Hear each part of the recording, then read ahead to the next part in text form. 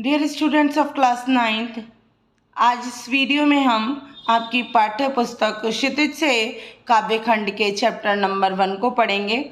इसके रचयिता कबीरदास जी हैं। इसमें कबीरदास जी की कई साखियाँ दी गई हैं।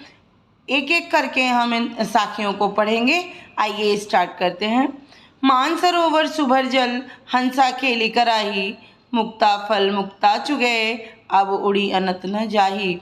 कबीरदास जी इस राखी के माध्यम से कहते हैं कि सब मानसरोवर जो है वो सुभर अर्थात तो सुंदर और स्वच्छ जल से भरा हुआ है, जिसमें हंस, केली कहते हैं क्रीड़ा को, जिसमें हंस क्रीड़ाएं करते रहते हैं।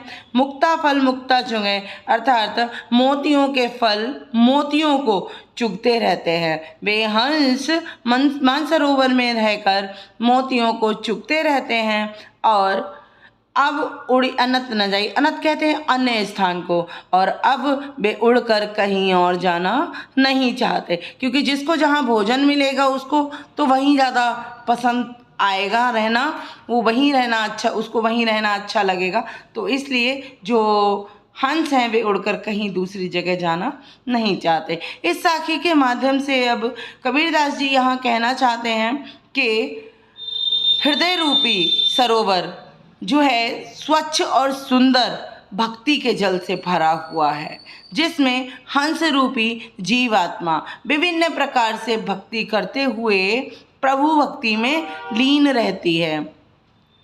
मुक्ता फल मुक्ता चुगे से आशय है कि वे भक्ति करते हुए उसका परम आनंद, भक्ति का परम आनंद लेते रहते हैं, उस परम आनंद में लीन रहते हैं, प्रभु के नाम में लीन रहते हैं, प्रभु की भक्ति में लीन रहते हैं और अत्यंत खुश और संतुष्ट रहते हैं। अब उड़ी अनत न जाई, और वे जिस प्रकार से हंस कहीं किसी दूसरी जगह उड़कर जाना नहीं चाहते, उसी प्रकार से वे मनुष्य भी भक्ति करते हुए इतने प्रसन्न और इतने प्रभु भक्ति में लीन हैं कि वे मोक्ष और मुक्ति को भी भूल गए हैं। वे इस जीवन को छोड़कर जाना नहीं चाहते। वे इस जीवन में रहकर सिर्फ भगवान की भक्ति, ईश्वर की भक्ति, परमात्मा की भक्ति ही करते रहना चाहते हैं, क्योंकि मनुष्य जीवन ही है जिसमें जीवात्मा भक्ति कर सकती है। तो अब इस भक्ति में इतने लीन हैं वे कि वे फिर अब कहीं भी जाना नहीं चाहते। आइए दूसरी साखी को पढ़ते हैं। प्रेमी ढूंढत मैं फिरो, प्रेमी मिले न कोई, प्रेमी को प्रेमी मिले सब विष अमृत होई। इस साखी में कबीरदास जी कह रहे हैं कि प्रेमी अर्थात जीवात्मा ढूंढत मैं फिरो, कह रहे हैं जीवात्मा अपने प्रेमी परमात्मा को ढूंढती फिरती है, परंतु अहंकार है, उसके साथ में अहंकार होता है जब, तो वो प्रेमी मिले ना कोई, तब अहंकार के साथ मैं कहते हैं अहंकार को, तब अहंकार के साथ ढूंढने पर उसको परमात्मा नहीं मिल सकता। जब व्यक्ति मैं के साथ ढूंढता है प्रभु को, अहंकार के साथ जब प्रभु को ढूंढता है, तो उसका प्रेमी परमात्मा उसको किसी प्रकार भी प्राप्त नहीं हो सकता। लेकिन जब व्यक्ति इस मैं को छोड़कर, अपने अहंकार को छोड़कर, जीवात्मा मनुष्य जब अपने प्रेमी परमात्मा की खोज में निकलता है, अपने परमात्मा की खोज करता है, अपने प्रियतम की खोज करता है, तो प्रेमी को प्रेमी मिले, तब उस जीवात्मा प्रेमी को अपने प्रेमी परमात्मा प्राप्त हो जाता है। और जब प्रेमी को प्रेमी मिल जाता है, आत्मा को जब परमात्मा मिल जाता है, तब सब विष अर्थात सभी बुराइयां रूपी विष रूपी सभी बुराइयां अमृत में बदल जाती हैं, अर्थात आनंद में बदल जाती हैं। कोई भी बुराई नहीं रह जाती है, सब कुछ आनंदमय हो जाता है। और यहाँ अमृत, उस परमानंद को ही अमृत कहा गया है। कह रहे हैं कि सभी दुख, सभी बुराइयां, सभी परेशानियां, सभी शिकायतें दूर होकर अमृत में बदल जाती हैं, अर्थात सब कुछ आनंददायक, आनंदमय हो जाता है। आगे है हस्ती चढ़िए ज्ञान को सहज दुलीचा डार, स्वान रूप संसार है भूखन दे झक मारे। कबीरदास जी कहते हैं हस्ती अर्थात हाथी। कबीरदास जी कहते हैं कि ज्ञान के हाथी की सवारी करिए, ज्ञान के हाथी की सवारी करिए।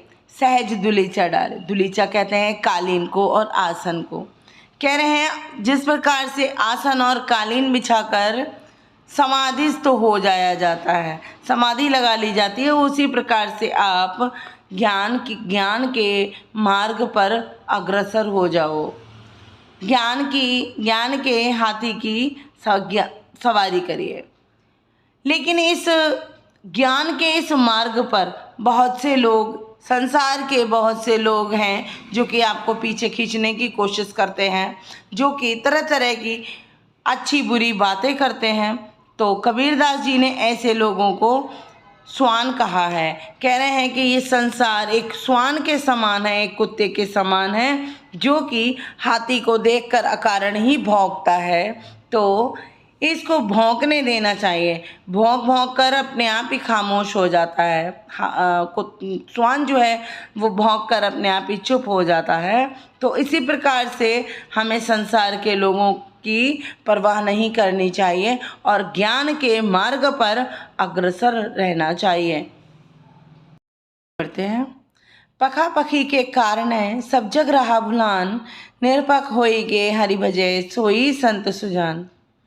कबीरदास जी कहते हैं पखा पखी अर्थात पक्ष विपक्ष के कारण लोगों ने, समाज के लोगों ने धर्म संप्रदाय के नाम पर अलग अलग पक्ष बना लिए हैं। एक पक्ष अपने पक्ष का तो समर्थन करता है परंतु दूसरे पक्ष की वही निंदा करता है। तो पक्ष और विपक्ष के कारण कबीरदास जी कहते हैं कि जो वास्तविकता है ईश्वर की, उसको पूरे संसार ने भुला दिया है। लेकिन निरपक्ष होई के हरि भजे, परंतु इस पक्ष और विपक्ष में ना फंसकर जो व्यक्ति निष्पक्ष होकर, जो साधु निष्पक्ष होकर प्रभु को याद करता है, परमपिता परमात्मा की भक्ति करता है, वही असली संत है। कबीरदास जी ने उसे ही असली संत कहा है जो कि इस दोनों ही पक्षों में नहीं फंसता। आगे है। हिंदू मुआ राम कही मुसलमान खुदाई, कही कबीर सो जीविता जो दुह के निकट न जाए। कबीरदास जी कहते हैं कितने ही हिंदू राम राम कहकर मर मिटे और मुसलमान खुदा खुदा कहकर मर मिटे हैं, परंतु कबीरदास जी कहते हैं कि परंतु मेरी नज़र में जीवित तो मनुष्य सिर्फ वही है जो दोनों के ही निकट नहीं जाता। कहने का आशय है कि जो दोनों ही संप्रदायों में और जो दोनों ही नामों में नहीं फंसता, वरन परमपिता परमात्मा को याद करके उनकी भक्ति करता है, ईश्वर के वास्तविक रूप को, स्वरूप को जो समझ लेता है, वही व्यक्ति जीवित है और अमर है। राम और खुदा यहाँ मनुष्य के दिए हुए नाम हैं, समाज के दिए हुए नाम हैं, लेकिन कबीरदास जी कहते हैं कि वास्तव में ये दोनों एक ही हैं। तो जो ईश्वर के वास्तविक स्वरूप को समझकर उनकी भक्ति करता है, वही व्यक्ति जीवित है। आगे साखी पढ़ते हैं। कावा फिर काशी भया राम ही भया रहीम, मोट चून मैदा भया बैठी कबीरा जीम। कबीरदास जी इस साखी में कहते हैं कि जब से मैंने प्रभु को पहचान लिया है, जब से मुझे परमात्मा की प्राप्ति हो गई है, जब से मैं प्रभु की भक्ति में लीन हो गया हूँ, तब से काबा और काशी में मुझे कोई भी अंतर पता नहीं लगता। जो काबा था वो काशी हो गया और जो काशी है वो मेरे लिए काबा बन चुकी है। राम रहीम हो गया और रहीम मेरे लिए राम बन चुके हैं। जिस प्रकार से मोट चून मैदा बया, जिस प्रकार से जीवन के दुख मोट चून कहा गया है, जीवन के दुख, विपत्ति, आपत्तियाँ, परेशानियाँ आदि आदि को कह रहे हैं कि जिस प्रकार से मैं उन जीवन के दुखों में फंसा हुआ था, अब वे दुख मेरे लिए मैदा के समान पतले, जिस प्रकार मैदा के समान महीन हो गए हैं, अर्थात वे सब मेरे लिए अपना स्वरूप खो चुके हैं। वे दुख मेरे लिए सब अपना स्वरूप खो चुके हैं। मैं परम आनंद की प्राप्ति कर चुका हूँ और प्रभु की भक्ति में लीन हूँ। तो मुझे ऐसा प्रतीत होता है कि जो मोटा चून था, अर्थात तो जो मोटा आटा था जिसको खाने में बहुत दिक्कत होती है, और जो पतली मैदा होती है उसकी रोटी खाने में आसानी रहती है। तो कबीरदास जी कहते हैं कि जिस प्रकार से मोटे चून की रोटी जैसे मैदा की बन चुकी हो और मैं उसे आराम से बैठकर खा रहा हूँ, जेम रहा हूँ, तो उसी प्रकार से जो भी जीवन के दुख थे वे सब खत्म हो चुके हैं और मैं अब मुझे सिर्फ प्रभु की भक्ति में ही आनंद की प्राप्ति महसूस होती है। अगली और आखिरी साखी पढ़ते हैं। ऊंचे कुल का जन्मिया जे करनी ऊंच न होई, सुबरन कलश सुरा भरा, साधु निंदा सोई। कबीरदास जी इस साखी में कह रहे हैं कि ऊंचे ऊंचे कुल में, अर्थात ऊंचे ऊंचे घरानों में जन्म लेने का क्या फायदा है यदि जे करनी ऊंच न हो, यदि व्यक्ति के कर्म करनी, अर्थात कर्म ही उच्च कोटि के ना हो। यदि व्यक्ति के कर्म उच्च कोटि के नहीं हैं, अच्छे कर्म नहीं हैं, तो अच्छे कुल में जन्म लेने का कोई भी अर्थ नहीं बनता, कोई भी फायदा नहीं है। जिस प्रकार से सुबरन कलश सुरा भरा, सुरा कहते हैं मदिरा को, सुबरन अर्थात सोने, सुबरन कलश अर्थात सोने का कलश।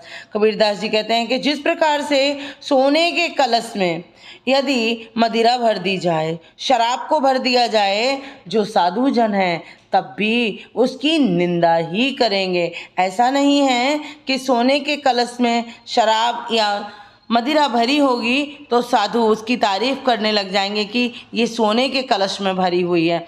नहीं, साधु तब भी उसकी निंदा ही करेंगे, उस शराब को, उस मदिरा की बुराई ही करेंगे, उसे गलत ही बताएंगे। उसी प्रकार से यदि ऊंचे कुल में, ऊंचे परिवार में, ऊंचे खानदान में जन्म हुआ है तो कर्म भी व्यक्ति के ऊंचे ही होने चाहिए। व्यक्ति का जीवन तभी सार्थक है।